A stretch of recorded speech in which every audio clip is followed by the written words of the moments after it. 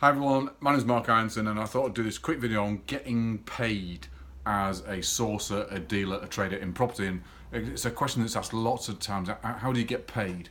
Because the whole point of doing the business or setting up the business or being in business is getting paid, right? And it's weird. Let's say we've got a deal, we've sourced a deal. It's through an agent or through direct to vendor or D2V as it's sometimes called. So you've got a deal.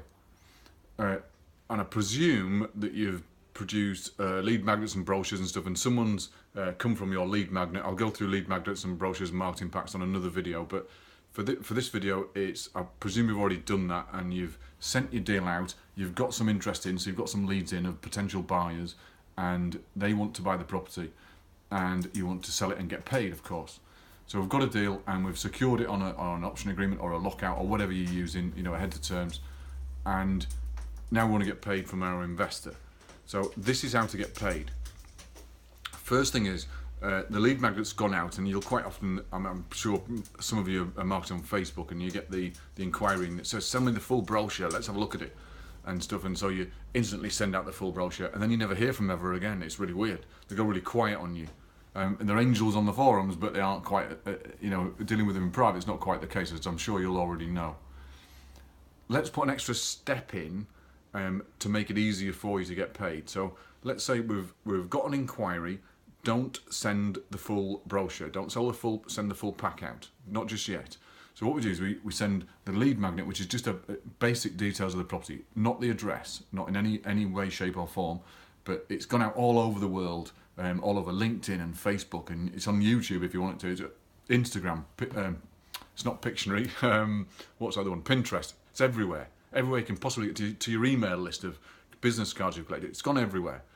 Okay, so you've got some interest and you've got some inquiries in. The inquiries will say, please send us your full pack. And the temptation is to send your pack right out. And what happens then is they'll disappear. They'll talk themselves out of it. It's got the wrong colour front door. It's got the wrong size. It's the wrong part of town. Whatever it is, they'll talk themselves out of it, and you'll never hear from them again. How about this as a step?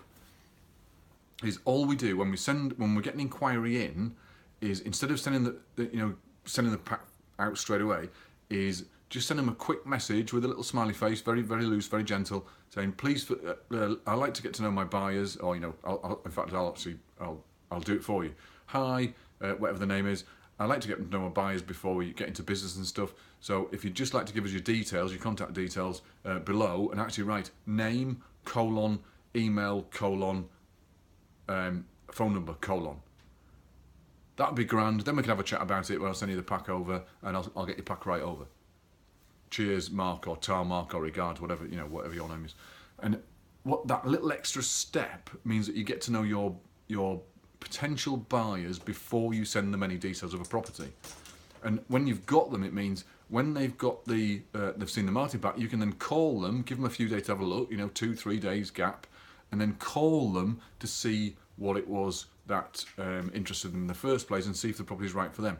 Because now you can pitch the property.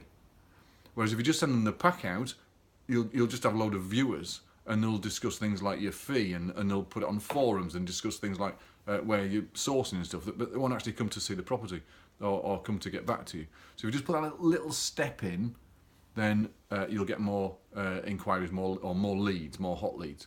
Then getting paid. Let's say they want to buy. So they want to buy the property.